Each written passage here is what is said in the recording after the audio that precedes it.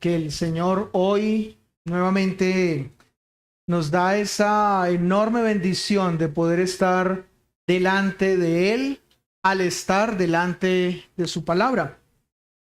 Creo que para cada uno de nosotros es claro que tener la palabra del Señor con nosotros es tener a este gran y buen Dios con nosotros. Así que yo quiero invitarles entonces a que estando aquí en este momento y en este lugar que el Señor nos ha dado como iglesia para su adoración, pero también para escuchar su palabra, seamos nosotros colocándonos en sus manos y rogando de Él esa entonces palabra, que sea Él dándonos esa palabra que nosotros tanto necesitamos y de la cual debemos estar sedientos. Así que acompáñenme, les invito a una oración en este momento para ponernos delante de la presencia del Señor. Padre eterno, estamos, Señor, en esta mañana, en este lugar, con el deseo profundo de oír, escuchar, Señor, tu voz, escuchar tu palabra, escuchar, Señor, la instrucción que nosotros necesitamos para nuestra vida. Hemos venido, Señor, a alabarte. Hemos venido, Señor, a exaltar tu nombre. Pero entendemos, Señor, que es más lo que tú tienes para decirnos a nosotros que lo que nosotros tenemos, Señor, que decirte a ti. Por eso te pedimos que seas llevando a que nuestra mente y nuestro corazón esté atento a tu palabra, que tenga oídos, Señor, con los cuales podamos escuchar tu palabra, para, como tú también lo has dicho en ella, no ser solamente oidores, sino hacedores de ella. En tus manos, Señor, nuestras vidas y el expositor, Señor, de ella. A ti, gloria y honra por siempre. Amén. Bueno, yo creo que cuando nosotros nos ponemos a pensar en situaciones que pasan en nuestras vidas, casi que a diario, podríamos nosotros decir que hay cosas que entristecen mucho, ¿cierto? Nosotros enfrentamos situaciones a diario que nos entristecen. Y si usted de pronto piensa allí en una, yo quisiera traer una como ejemplo.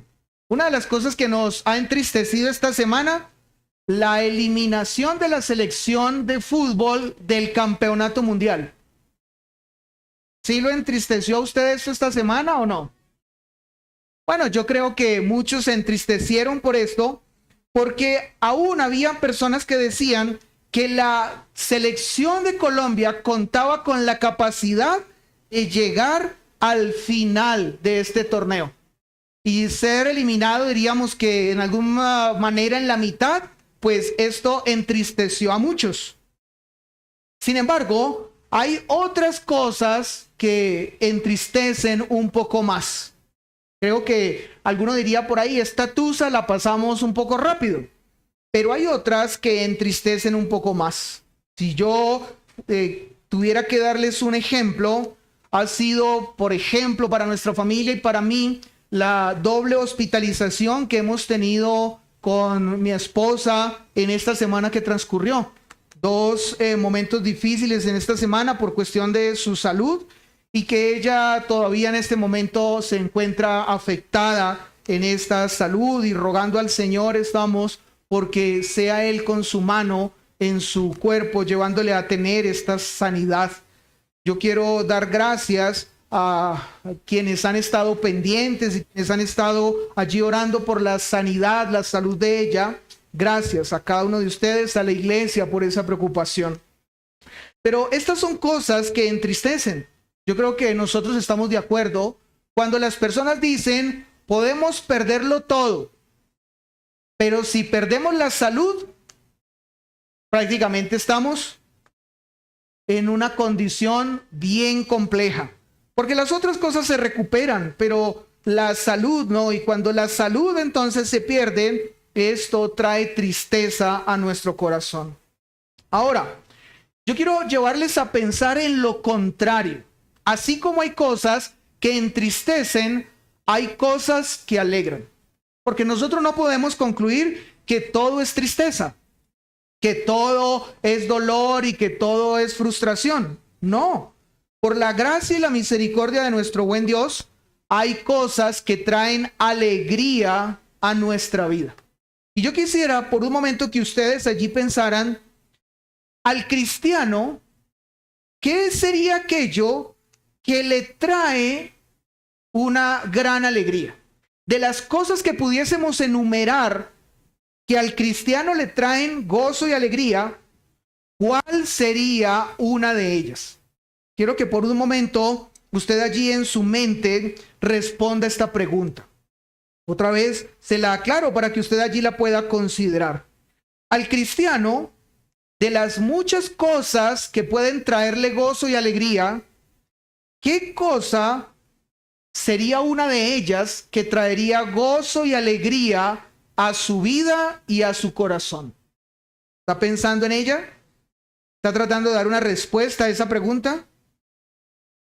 Bueno, como sé que esta pregunta o la respuesta a ella no es muy complicada, permítame compartirle una respuesta. Sé que podemos tener diferentes respuestas, pero permítame compartirle una de ellas y miramos si usted y yo estamos de acuerdo en que es una de esas cosas. No estamos diciendo la máxima, la única, pero es una de esas cosas que traen alegría y gozo al cristiano. ¿Qué? Creo que una de las cosas que traen gozo y alegría al cristiano es ver que la palabra del Señor crece y se multiplica. Creo yo, y no sé si usted está de acuerdo, espero que sí, creo yo que una de esas cosas que hacen que el cristiano tenga gozo, alegría, se deleite, esté contento, mire con mucha alegría su vida, es ver que la palabra del Señor crece y se multiplica. Permítame hacerle esta pregunta de una manera contraria.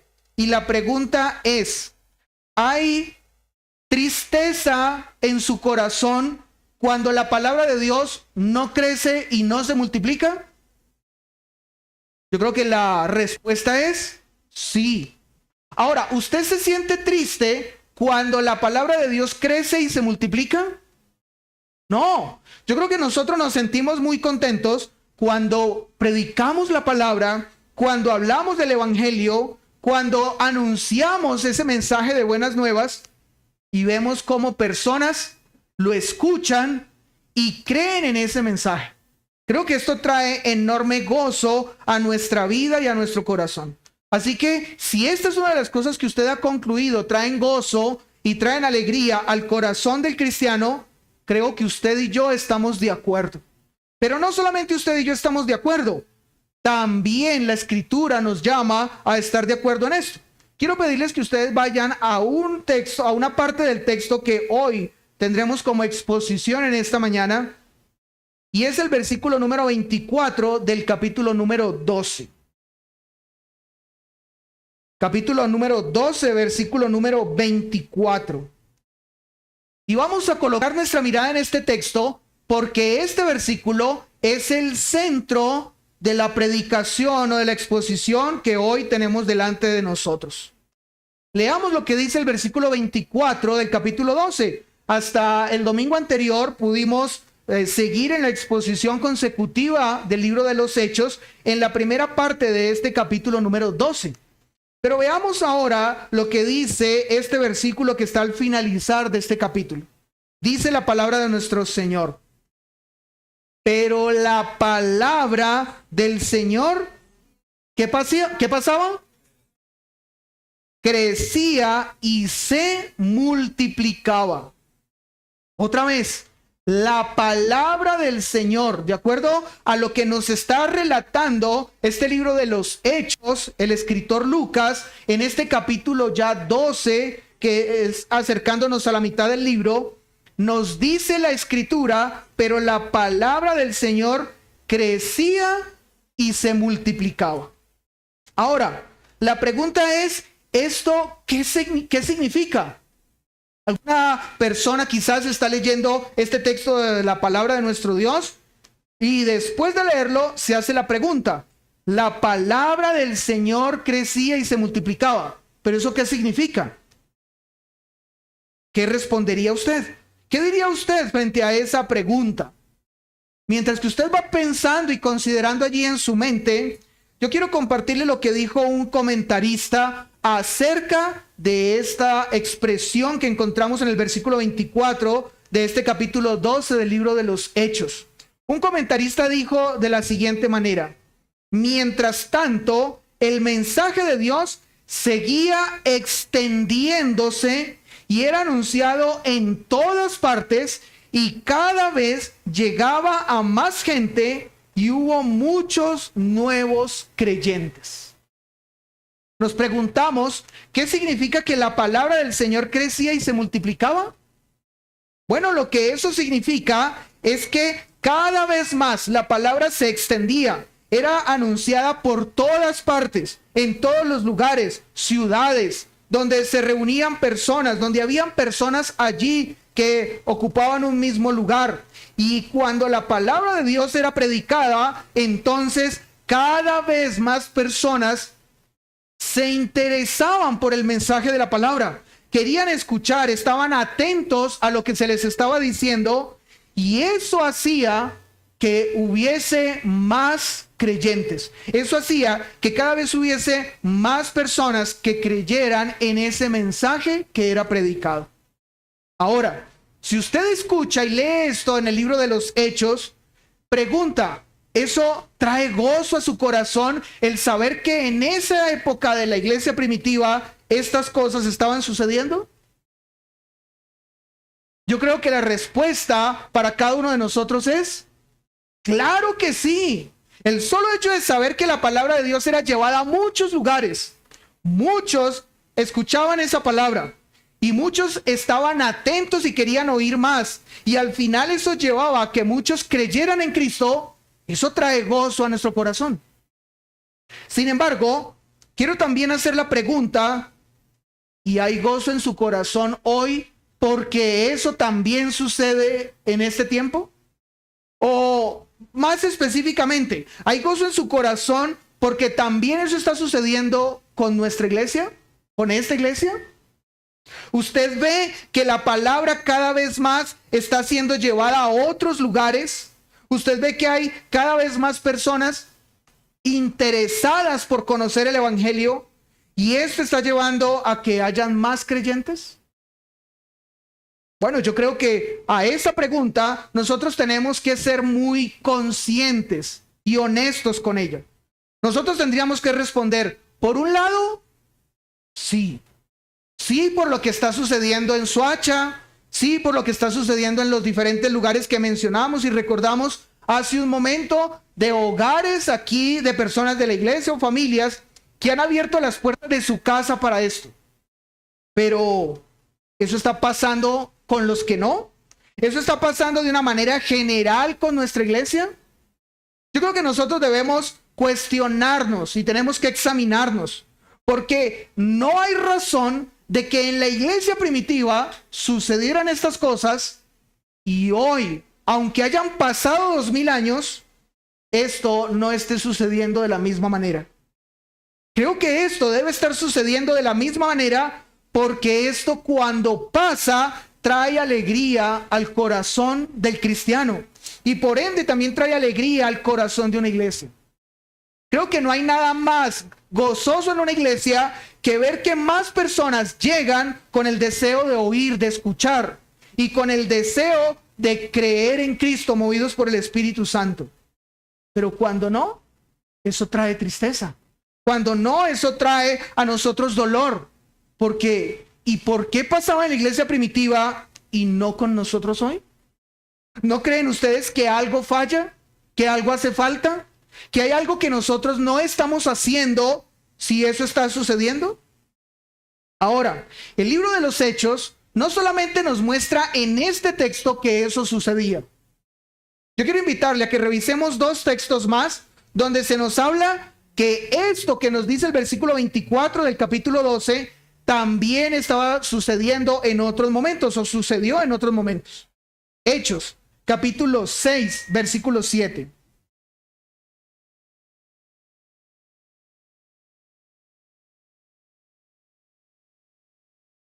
Hechos, capítulo 6, versículo 7 dice: y crecía la palabra del Señor, y el número de los discípulos se multiplicaba grandemente en Jerusalén.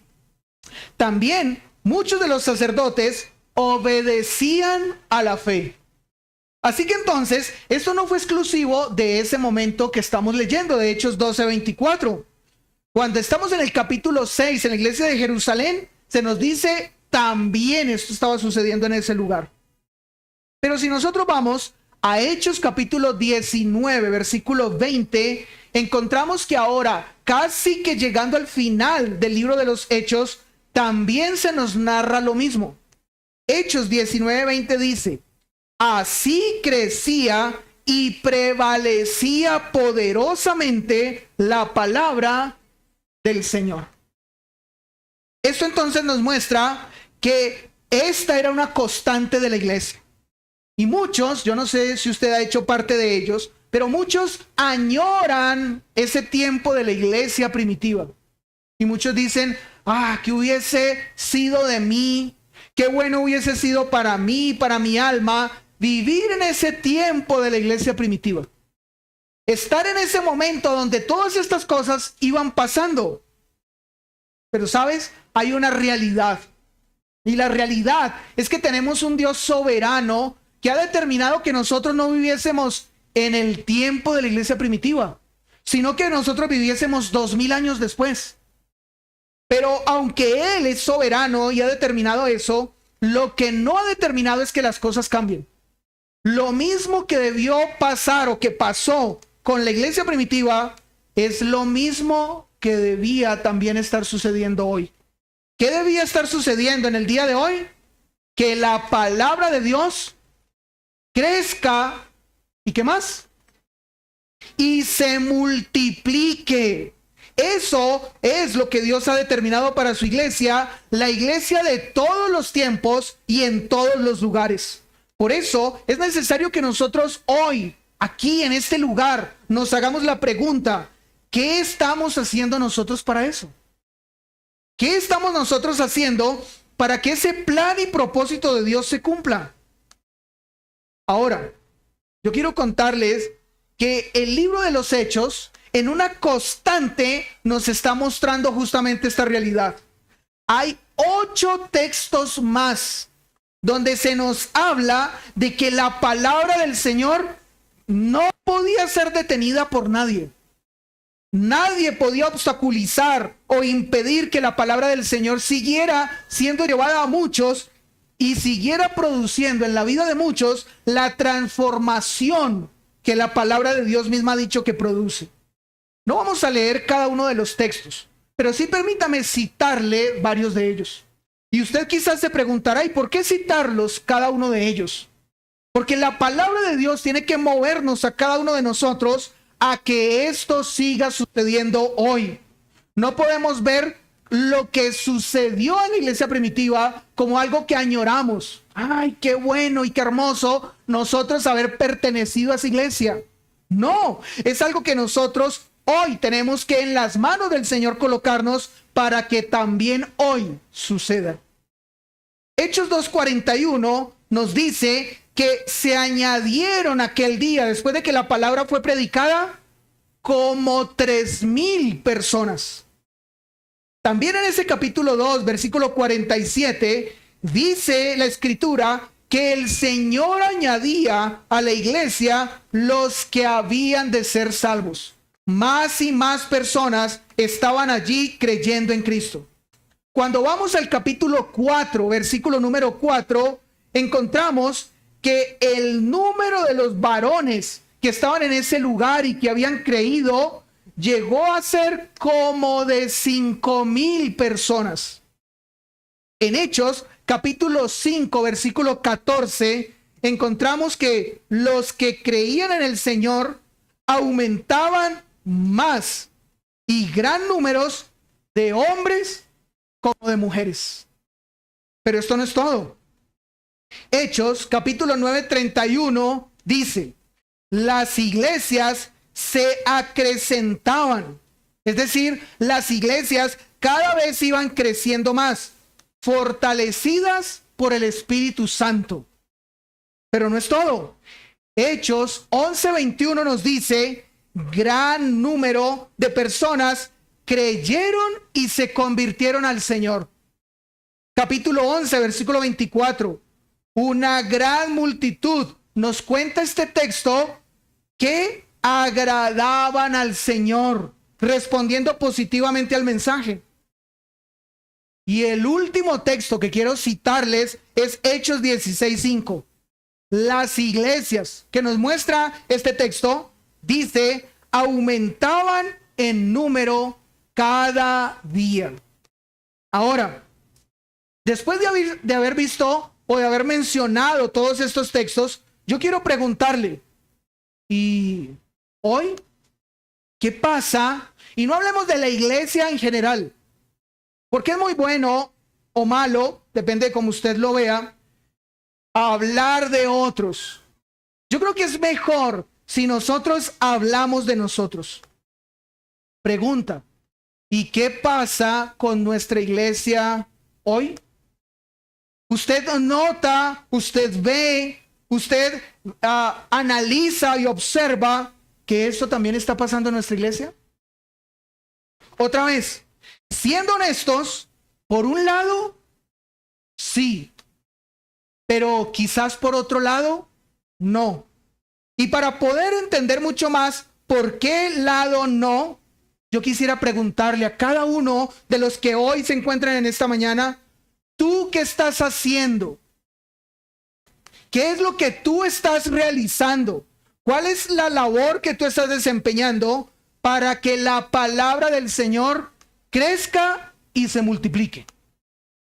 Porque puede ser que algunos lo estén haciendo. Y gracias al Señor por ellos. Gracias por la obra que ellos están llevando adelante en sus manos y con la guía y dirección del Señor. Pero no nos escudemos en los que están haciendo eso. Más bien, evaluémonos y nosotros veamos si nosotros lo estamos haciendo. Cada uno, usted que se encuentra sentado en este lugar, ¿usted lo está haciendo? ¿Usted está llevando a que más personas conozcan, oigan, escuchen la palabra del Señor y de esa manera crezca? Si usted no lo está haciendo, entonces claramente la iglesia no lo está haciendo. Que algunos lo hagan no es la razón para que otros no lo hagan. Todos tenemos el mismo llamado. Todos debemos cumplir esta tarea. Así que la palabra del Señor debe crecer y debe multiplicarse a causa de cada una de nuestras obras y de nuestras tareas. Y antes de mencionarles 3 puntos que vamos a mirar en esta mañana, yo quiero pedirle a usted que piense en esto. ¿Cree que hay personas que no necesitan escuchar la palabra? Porque a veces pareciera que algunos consideran, no hay necesidad de que alguien escuche, por eso no hablo. No hay necesidad de que alguien oiga o de que la palabra crezca, por eso me quedo en silencio. Pregunta, ¿es usted uno de ellos? Y la invitación es a que no. Por eso hemos llamado a que cada uno de nosotros abra las puertas de su casa. Invite familiares, llame a vecinos, traiga a compañeros de trabajo y que allí en ese lugar, en su casa, en su sala, en el lugar que el Señor le ha dado como vivienda, que allí puedan escuchar la palabra del Señor y que su casa se convierta en un lugar donde la palabra crece y se multiplica. ¿Cree usted que esto es importante y necesario? Yo espero que cada uno de ustedes crea y tenga claro esto para sus vidas. Ahora, vamos a mirar en esta mañana 3 ejemplos que nos muestra este texto. 3 ejemplos de cómo la palabra del Señor crecía y se multiplicaba. Les invito a que observemos estos ejemplos en la Escritura.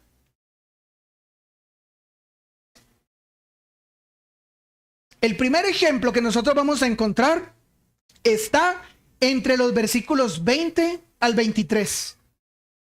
¿Y cuál es ese ejemplo? Este ejemplo es el de un incrédulo que es condenado. Es el primer ejemplo. Vamos a encontrar a un incrédulo, alguien que rechazó, que no quiso oír la palabra del Señor y fue condenado. Pero esto no significa que la palabra de Dios no crezca y no se multiplique. Porque, ¿saben? Cada vez que la palabra de Dios es predicada y rechazada, no significa que la palabra no se está extendiendo. Al contrario, está creciendo. Pero está siendo más responsables a los que rechazan y no quieren oír. Miremos lo que dice el versículo 20 al versículo 23. Y Herodes estaba enojado contra los de Tiro y de Sidón, pero ellos vinieron de acuerdo ante él. Y sobornado Blasto, que era camarero mayor del rey, pedían paz, porque su territorio era abastecido por el del rey. Y un día señalado, Herodes, vestido de ropas reales, se sentó en el tribunal y les arengó. Y el pueblo clamaba gritando: voz de Dios y no de hombre.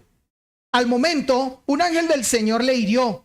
Y cuando no dio la gloria a Dios, ¿qué pasó con él? Dice el texto bíblico: y expiró comido de gusanos. Yo creo que esta es una imagen fuerte. Yo creo que si alguno de nosotros viviera esta imagen, pues se sorprendería en gran manera. Pero antes de ver lo que pasa aquí en este texto, permítame mencionarle que en el Nuevo Testamento claramente se menciona a 4 hombres con el mismo nombre. Es decir, en el Nuevo Testamento se menciona 4 veces a personajes que tenían el nombre Herodes. Y yo quisiera preguntar, ¿usted sabe de qué Herodes estamos hablando? Porque eran 4. La pregunta es, y de este del que se habla que es Herodes, ¿cuál de esos Herodes era? Bueno, voy a hacerle la lista de cuáles eran esos 4 Herodes. El primero era Herodes, mayor conocido como Herodes el Grande. Si alguno no lo recuerda, piense en el momento en que un tal Herodes manda matar a todos los niños menores de 2 años, con la intención de que allí muriera el Señor Jesús. ¿Recuerdan ese texto? Bien, ese era Herodes el Grande. Pero además de Herodes el Grande, se habla de otro Herodes, Herodes Antipas. Ahora, si usted no sabe quién era Herodes Antipas, recuerde el Herodes que pidió la cabeza de Juan en un plato. ¿Recuerdan ese momento bíblico? Bueno, el que ordenó que la cabeza de Juan fuera puesta en un plato, Juan el Bautista, era Herodes Antipas. Ese era Herodes Antipas, diferente a Herodes el Grande. Ahora, hay un tercero, Herodes Agripa I. Ese es otro diferente, Herodes Agripa I. Y si usted no sabe quién era este Herodes, también quiero invitarle a que usted piense. Hubo un momento donde la iglesia fue perseguida, donde la iglesia fue llevada a la desolación. Y esto en cabeza de un rey llamado Herodes Agripa I. Ese Herodes es del que vamos a hablar en esta mañana. Herodes Agripa I. Pero además de esos 3 Herodes, había otro Herodes más. Herodes Agripa II. Herodes Agripa II fue el que reconoció que Pablo era inocente. Cuando usted está leyendo el libro de los Hechos, al final, encuentra que hay un Herodes que acepta que lo que Pablo está diciendo es verdad, pero no puede hacer nada. ¿Y por qué Herodes no puede hacer nada? Porque Pablo apela a César. Y como Pablo apela a César, Herodes Agripa II no puede liberarlo. Ese es entonces Herodes Agripa II. Y claro, entre ellos había una relación. Herodes el Grande, vamos a decir que era el abuelo. Herodes Antipas era el hijo.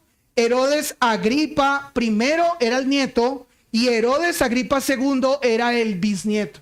Era la relación que había en ellos. Pero del que vamos a hablar entonces es Herodes, ¿cuál? Herodes Agripa I. Y nos dice el texto que estamos estudiando que este Herodes estaba enojado contra dos ciudades, Tiro y Sidón. Pregunta, ¿qué era lo que había hecho que Herodes se había enojado contra estas dos ciudades? Respuesta, no hay claridad qué fue lo que produjo el enojo. Pero lo que sí es cierto era que estas dos ciudades dependían del reinado de Herodes, de Jerusalén y de todo lo que podían ofrecerles. Ahora, lo que sucedía entonces era que esta región de Judea tenía lo que nosotros decimos en nuestro proverbio popular, el sartén por el mango. Ellos eran los que mandaban y Herodes Agripa I era el que mandaba. Quizás entonces lo que produjo el disgusto era que estas regiones, estas ciudades de Tiro y de Sidón no se entendían políticamente o comercialmente. Así que entonces dice que Herodes estaba enojado con ellos. Pero ¿quién era Herodes? Este Herodes puntualmente que es el primero. Bueno, este Herodes era un hombre, y permítanme se lo describo de esta manera.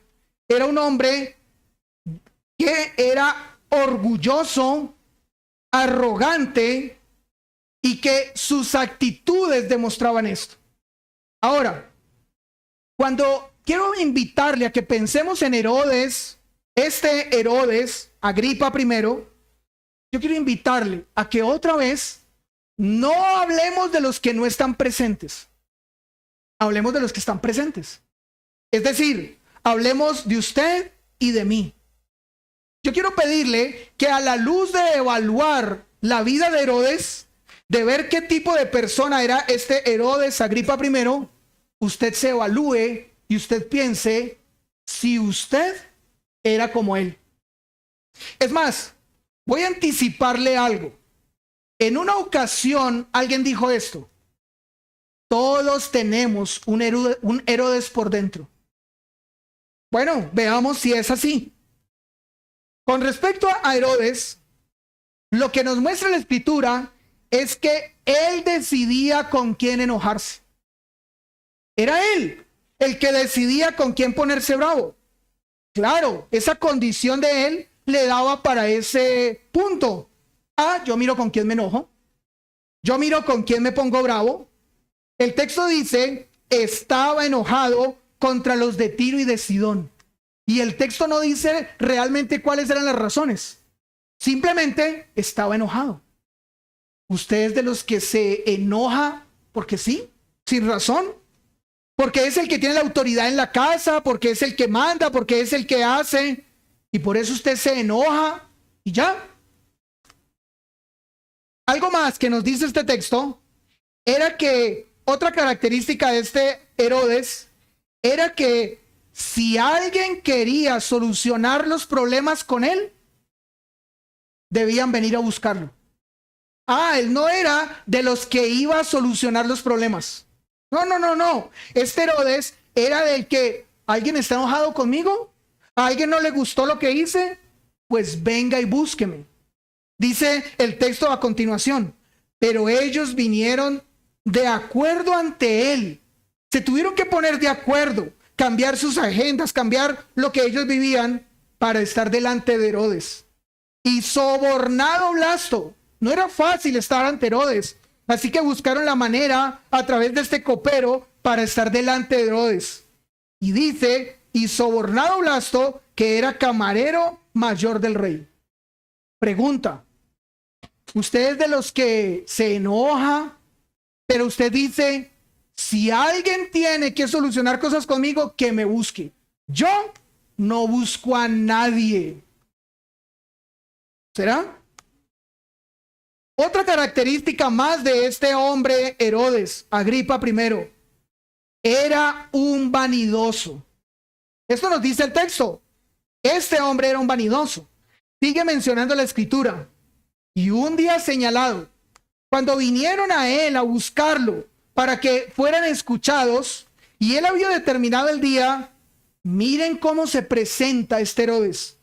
Un día señalado, Herodes vestido de ropas reales. Él no se presentó frente a ellos normal. Él se presentó como rey. Se presentó con todas las ínfulas de rey. Se presentó con todas las ropas reales. Es decir, ustedes son los que tienen el problema conmigo. Así que solucionenlo. Miren a ver cómo van a hacer. Pero aquí yo soy el rey. Aquí yo soy el que mando. Aquí yo soy el que da las órdenes. Pregunta, ¿es usted alguno de esos? ¿Es usted el que dice, usted tiene problema conmigo? Pues de malas usted. Pero yo aquí soy el que ordena y el que dice qué se hace. Yo aquí tengo mi posición y esa posición no va a cambiar. Además de eso, Herodes era un hombre que le gustaba centrar toda la atención sobre él. Toda la atención era puesta sobre este hombre. Dice el texto, se sentó en el tribunal y les arengó. Ahora, yo sé que de pronto ustedes pueden pensar, arengó, ¿qué significa eso? Les habló. Pero ustedes dirían, bueno, pero ¿por qué no escribir la palabra habló para que sea más claro para nosotros? No, la palabra precisa es arengó. ¿Y por qué? Porque él se sentó frente a todos ellos y les dijo, yo soy el que tengo la palabra. Ustedes quieren venir a mí a solucionar el problema, pero escúchenme. Ustedes me van a escuchar.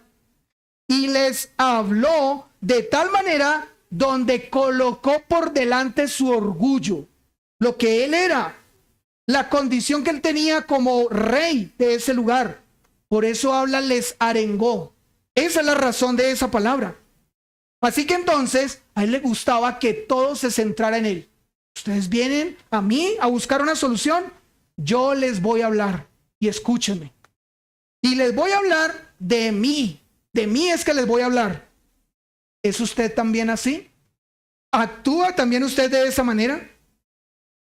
Pero no solamente Herodes se comportaba de esta manera. Le gustaba ser adulado. Algo más que pasaba con Herodes. Le encantaba ser adulado. Escuchen cómo continúa el texto. Y el pueblo clamaba gritando. ¿Qué gritaba el pueblo? Voz de Dios y no de hombre. Ahora, ustedes recuerdan que hubo un momento donde un hombre, Juan específicamente, hizo adorar un ángel por lo que le estaba revelando. ¿Y qué hizo Juan? ¿Qué hizo el ángel, perdón? El ángel le dijo, no me adores a mí. Yo soy uno igual que tú. Muy bien. Ahora, ¿qué es lo que pasa con este Herodes? La gente le gritaba, voz de Dios y no de hombre. Permítame decirle, quizás qué otras cosas le gritaban a este hombre. Herodes Agripa, tú nos hablas no como un hombre, sino como un Dios. Era lo que le gritaban. Otros quizás le decían, no es un hombre quien nos habla, sino es Dios quien nos habla. También alguien más podía decir, el que habla es un Dios, no es un ser humano. Y alguien también podría añadir, ha hablado Dios y no hombre. Si usted escucha esas palabras para con usted, ¿usted qué hace? La respuesta a esa pregunta sería, no me digas nada de eso, no quiero escuchar. No quiero oír nada de esas adulaciones. Yo soy uno igual que tú. Pero ¿saben cuál es la realidad y la verdad de muchos? Es que nos gusta ser adulados. Nos gusta que nos hablen bonito y nos inflen el ego. Y nos gusta que nos suban y nos coloquen en un pedestal. Por eso dicen por ahí que a las mujeres se les llega con el oído, se les llega con la boca, porque se les habla lo que ellas quieren oír. Y cuando ellas escuchan lo que quieren oír, se derriten. Ahora la pregunta es, ¿esto pasa también con los hombres? ¿Los hombres también nos gusta que nos aludan y que estén entonces diciéndonos cosas bonitas? Yo creo que a muchos sí, a muchos nos gusta que nos alaben. Y yo esperaría que esos hombres no estuviesen aquí, pero la verdad es que a muchos nos gusta esto. Pregunta, ¿eres tú alguno de estos que hemos mencionado? ¿Eres tú aquel que se dice, llevas un Herodes por dentro? Esperaría que no. Pero cuando nosotros seguimos adelante en este texto, ¿qué es lo que nosotros encontramos? Lo que nosotros encontramos claramente es que este hombre, con todo este comportamiento, lo que estaba mostrando era que era un incrédulo. Era un incrédulo. Y yo quiero advertirte y llamarte en esta mañana, si tú has sido alguno de estos, si tú llevas a un Herodes por dentro, arrepiéntete, porque eso muy seguramente está mostrando que eres un incrédulo, que eres alguien que realmente no ha creído y que realmente no ha doblado su corazón delante del Señor. Realmente arrepiéntete y reconoce tu pecado, porque no puedes ser un Herodes más, un incrédulo más. Ahora, ¿qué le dijo Jesús a aquellos que eran incrédulos? ¿Qué le manifestó Jesús a aquellos que no creerían? Juan, capítulo 3, versículo 18, nos dice muy claramente.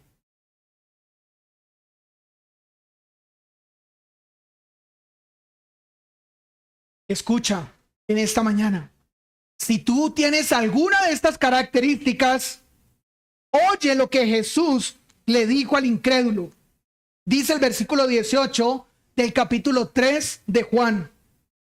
El que en él cree no es condenado, pero el que no cree ya ha sido condenado, porque no ha creído en el nombre del unigénito Hijo de Dios.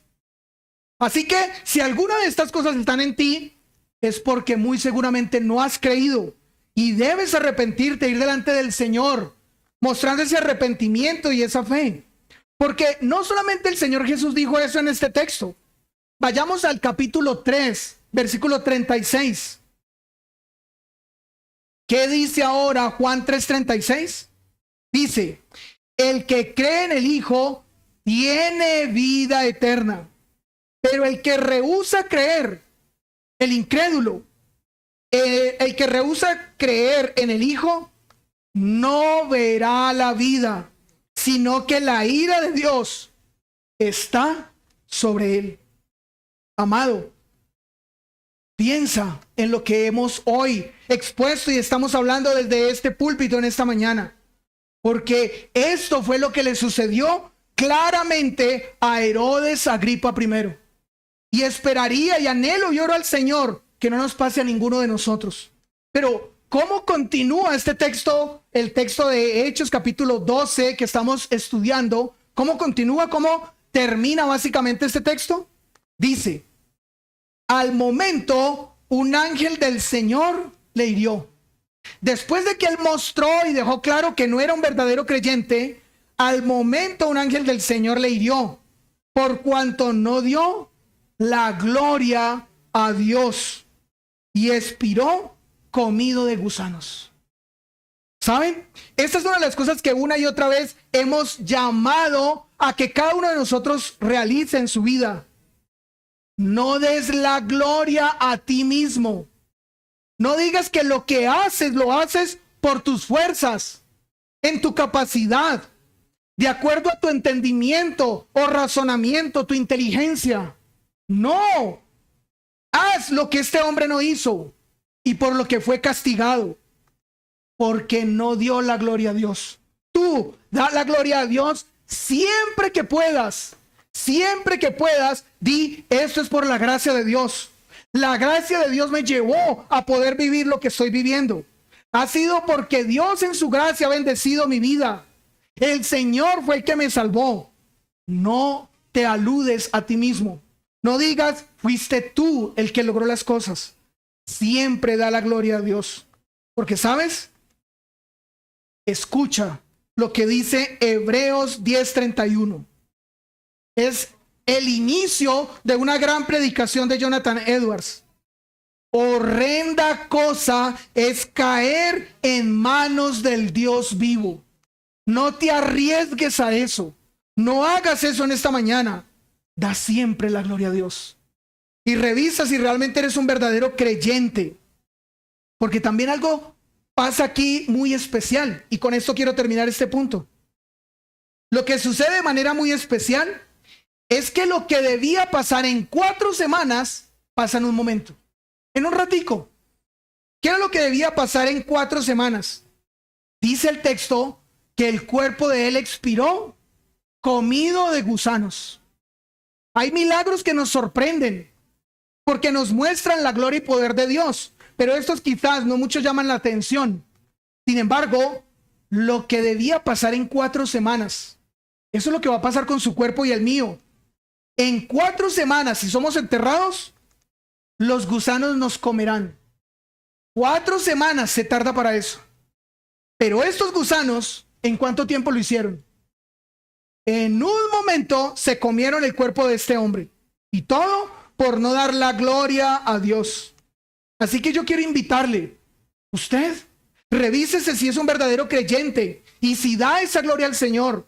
Y si no lo es, vaya adelante del Señor en arrepentimiento y fe. Y acostúmbrese siempre a dar la gloria al Señor, porque todo lo hace Él para beneficio y bendición de nuestra vida. No somos nosotros los que logramos nuestros propios triunfos o nuestras propias victorias. Segundo, otro ejemplo de que la predicación, la palabra, seguía creciendo y se seguía multiplicando. El Espíritu Santo, ¿qué era lo que hacía? Estaba llevando su iglesia a continuar el proceso que él había determinado para ellos. ¿Y cuál era? Ir a los incrédulos. Permítame decírselo de esta manera. Lo segundo es, el Espíritu Santo llevaba a su iglesia a los incrédulos. Nosotros podemos revisar el libro de los Hechos por un lado o por el otro y siempre vamos a encontrar lo mismo. El Espíritu Santo llevaba a la iglesia a quienes no conocían de Cristo. Versículo 25. Y Bernabé y Saulo, cumplido su servicio, volvieron a Jerusalén llevando también consigo a Juan, el que tenía por sobrenombre Marcos. Es el último versículo del capítulo 12. Ahora el primer versículo del 13. Había entonces en la iglesia que estaba en Antioquía profetas y maestros: Bernabé, Simón el que se llama Níger, Lucio de Cirene, Manaén, el que se había criado junto con Herodes el tetrarca, y Saulo. Ministrando estos al Señor y ayunando, dijo el Espíritu Santo: apartadle a Bernabé y a Saulo para la obra que los he llamado. Entonces, habiendo ayunado y orado, les impusieron las manos y los despidieron. Ellos entonces, enviados por el Espíritu Santo, descendieron a Seleucia y de allí navegaron a Chipre. Y llegados a Salamina, anunciaban la palabra de Dios en las sinagogas de los judíos. Tenían también a Juan de ayudante. Bien, este texto, y si usted nos ha acompañado por varios domingos, usted sabe que este texto lo hemos usado o ha sido tomado para predicar muchas veces o varias veces delante de él. Pero en esta mañana no quiero tomar este texto, esta parte del texto, para volver a hablar acerca de lo que ya hemos hablado del texto. Permítame mencionarle algo que creo no hemos hablado mucho acerca de él. Lo que nosotros podemos ver en este texto es que hombres fueron tomados para ser llevados a cumplir una misión. Pero quiero que ustedes piensen en esto. ¿Qué es lo más importante que se necesita para que hombres a lo lejos puedan cumplir una misión? Quizás lo que más se necesita es que en el lugar de donde fueron enviados permanezcan aquellos hombres que den fortaleza a la iglesia que envió. Pregunta, ¿qué sucedería si todos nos vamos? Todos nos vamos a cumplir la misión. Bueno, lo que sucedería es que no quedaría una iglesia que respalde. Si usted nota, en este texto son mencionados varios nombres. No solamente son mencionados Bernabé y Saulo. ¿Qué otros nombres son mencionados y que eran fundamentales en la iglesia de Antioquía, que es ahora la iglesia de la que estamos hablando? Dice que también junto con Bernabé y Saulo estaban Simón, estaba Lucio y también estaba Manaén. Yo quiero que usted por un momento se pregunte, ¿y es que ellos no eran dignos de ser enviados a cumplir la tarea? ¿Y es que esos tres hombres no cumplían ese perfil para también ser misioneros? Dice el texto que ellos eran líderes. Dice el texto que ellos se encargaban de predicar la palabra y de ser profetas. Eran hombres de Dios. Eran hombres que entregaban todo para el servicio de la iglesia. ¿Pero qué decidió el Espíritu Santo? Decidió dejarlos en ese lugar. Puede ser que ellos pudieran ir, pero decidió dejarlos en ese lugar. Ahora, permítame hablarles un poco acerca de cada uno de ellos. ¿Quién era Simón? Yo sé que la mayoría de ustedes conocen acerca de Bernabé y de Saulo. Ya hemos hablado mucho de ellos. Pero, ¿quién era Simón? Dice el texto que este hombre era llamado Níger. Y la palabra Níger es una palabra que nosotros usamos constantemente. Bueno, muchos la usan, no sé si usted. Níger significa negro. Usted le ha dicho a una persona, hey, negro, venga. Oh, negro, no lo necesito. Gracias. Bien, Níger era una palabra que allí en este lugar de Antioquía era usada para hacer referencia a negro. Es decir, probablemente este hombre, Simón, era alguien de África por su tez negra. Y la escritura lo que con esto nos quiere mostrar es cómo en la iglesia de Antioquía habían diferentes personas las cuales eran llamadas a cumplir tareas de liderazgo en la iglesia. Así que este hombre no podía ser despreciado por su color. Pero también nos habla de Lucio. ¿Quién era Lucio? Está ahí en el texto. Usted lo tiene frente a usted. Este hombre, aunque el anterior no se tenía mucha claridad si era africano o no, Lucio sí era africano. Sí, claramente era un hombre de el continente de África. ¿Y por qué? Porque dice que era Lucio de Cirene. Cirene era una ciudad importante al norte de África, lo que hoy actualmente es Libia. Y dice que este hombre era un hombre valiente para evangelizar. Escuche, Lucio era un hombre que se caracterizaba porque evangelizaba. Y usted dirá, ¿y por qué? Escuche lo que dice Hechos 11:20. Hechos 11:20.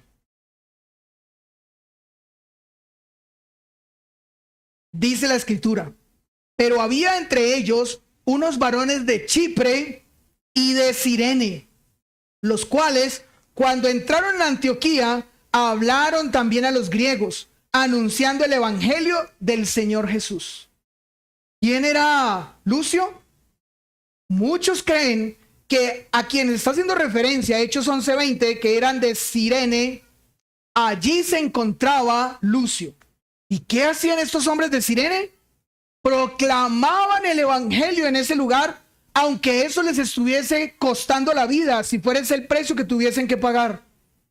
Lucio no era cualquiera, era un hombre comprometido con la predicación del evangelio. Y nos falta alguien más, Manaén. ¿Quién era Manaén? Su nombre en griego significa consolador. Y este hombre tenía una característica, se había criado junto a Herodes Antipas. A ver, para los de buena memoria, Herodes Antipas, ¿cuál era? ¿El primero, el segundo, el tercero o el cuarto? Herodes Antipas era el segundo. Y este hombre se crió al lado de Herodes Antipas, el que ordenó la muerte de los niños, queriendo matar a Jesús. Ahora, Manahem recibió toda esta enseñanza por parte del Imperio Romano, pero el Señor lo tomó y lo apartó y lo llevó a creer en Cristo y lo llevó a dar su vida por él y a entregarse también a la predicación y al fortalecimiento de la iglesia de Antioquía. Ahora, usted quizás allí se estará preguntando, ¿y por qué mencionar la vida de estos tres hombres? Por esta clara y sencilla razón. Los que estamos aquí, ¿hemos recibido el llamado de ir a las misiones?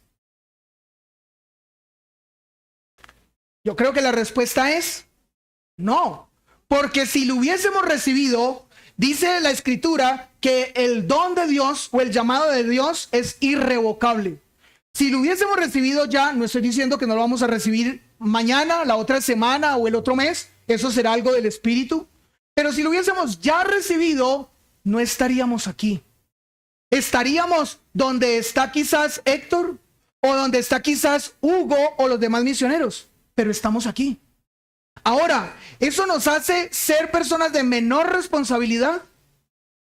No, porque el Señor, así como envía a unos, a otros hace Él que permanezcan en la iglesia. ¿Pero para qué? Para que digan, me salvé. Uy, el Señor no me llamó como misionero, gracias a Dios.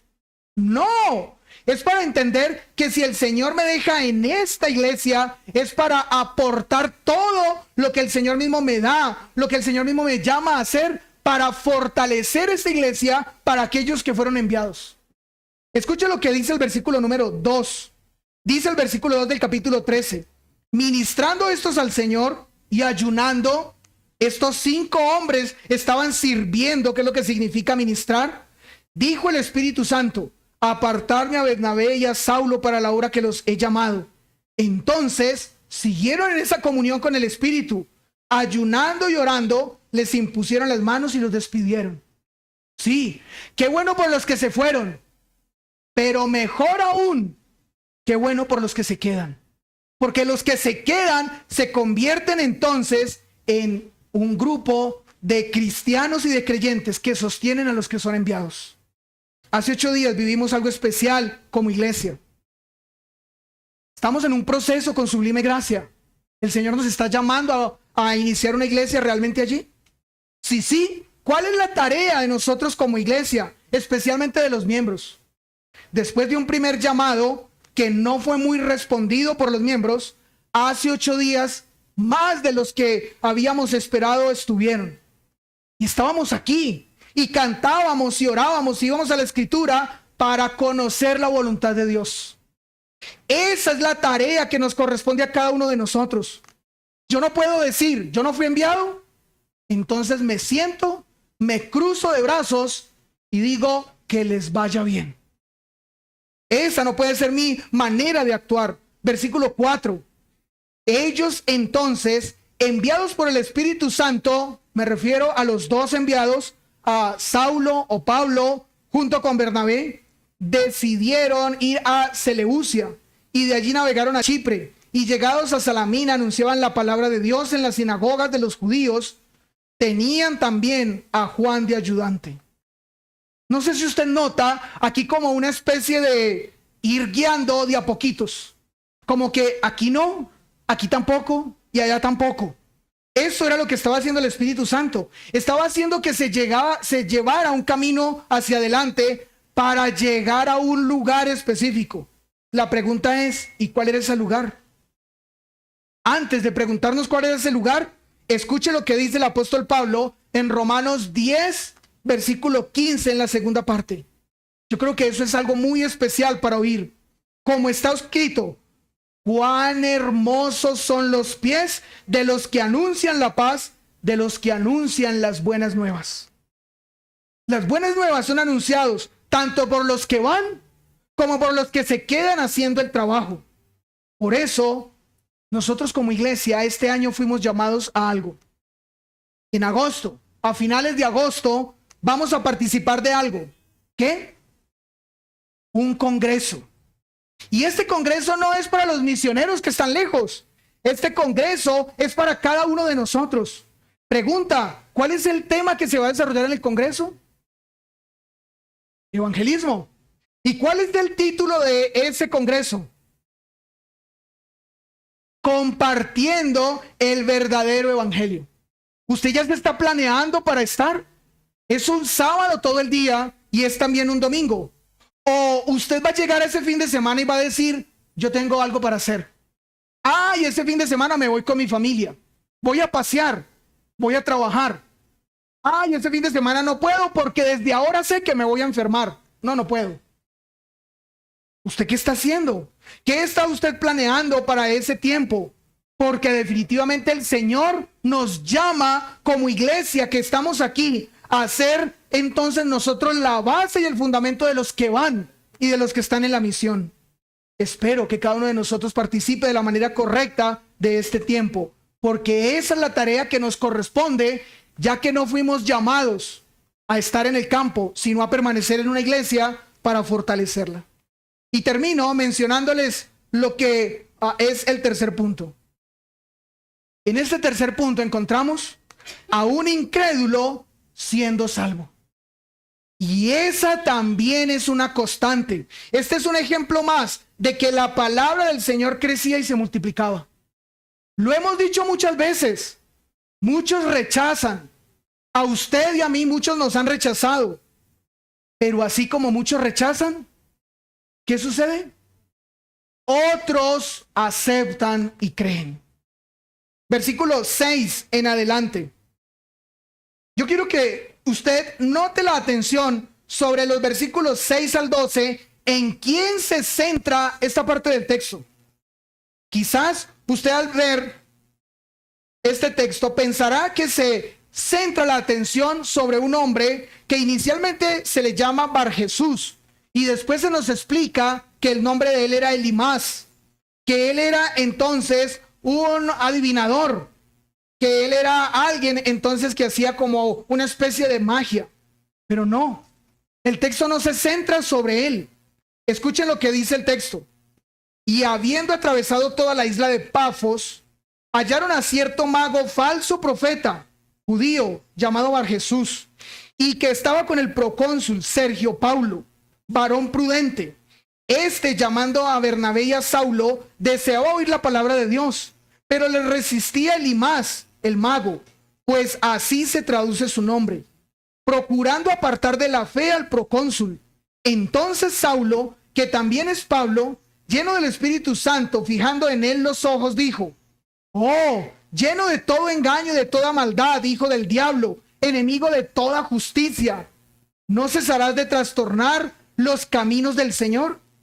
Ahora pues, he aquí, la mano del Señor está contra ti, y serás ciego, y no verás el sol por algún tiempo. E inmediatamente cayeron sobre él oscuridad y tinieblas, y andando alrededor buscaba quien le condujese de la mano. Entonces el procónsul, viendo lo que había sucedido, creyó, maravillado en la doctrina del Señor. Pregunta: ¿en quién se centra este texto, esta parte del texto? ¿En Barjesús? ¿En Elimás? No. Este texto se centra en la vida de un hombre que aquí inicialmente se le llama el procónsul. ¿Saben?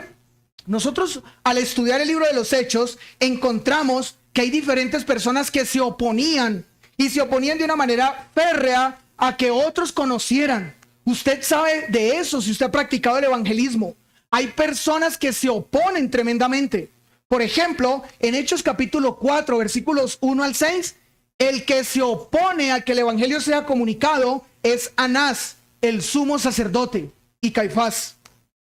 Pero si usted va a Hechos capítulo 12, versículos 1 al 3, encuentra que aquí el que se opone es justamente el que estamos hablando hoy, o hablamos hace un momento, Herodes Agripa I.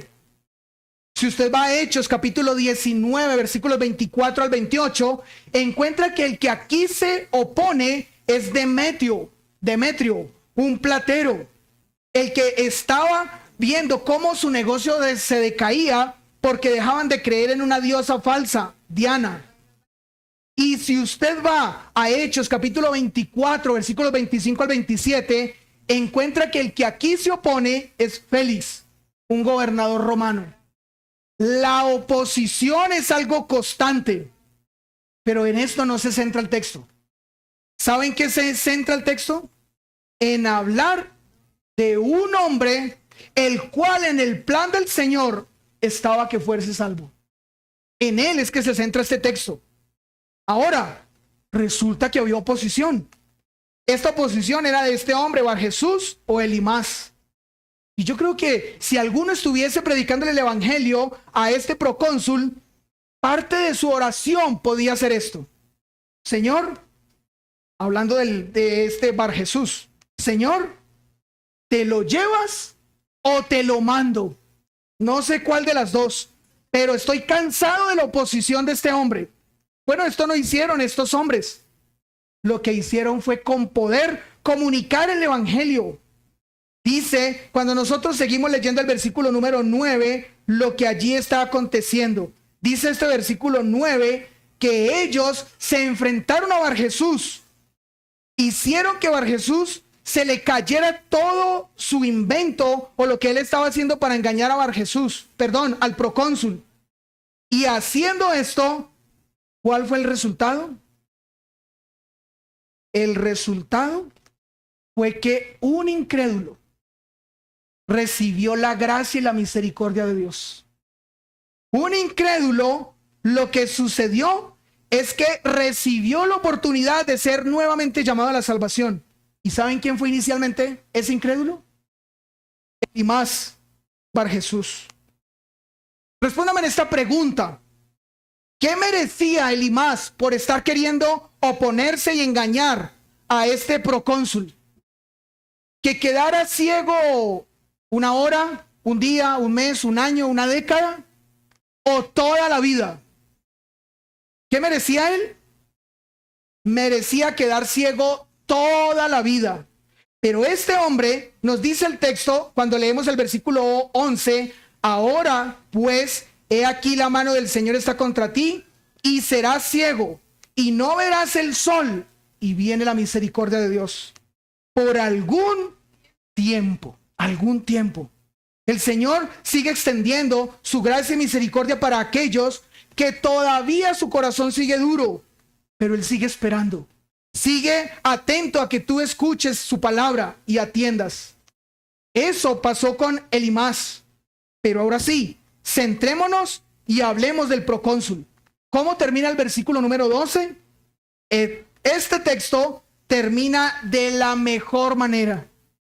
El texto, hablando de Sergio Paulo, nos dice: entonces el procónsul, viendo lo que había sucedido, ¿qué pasó con él?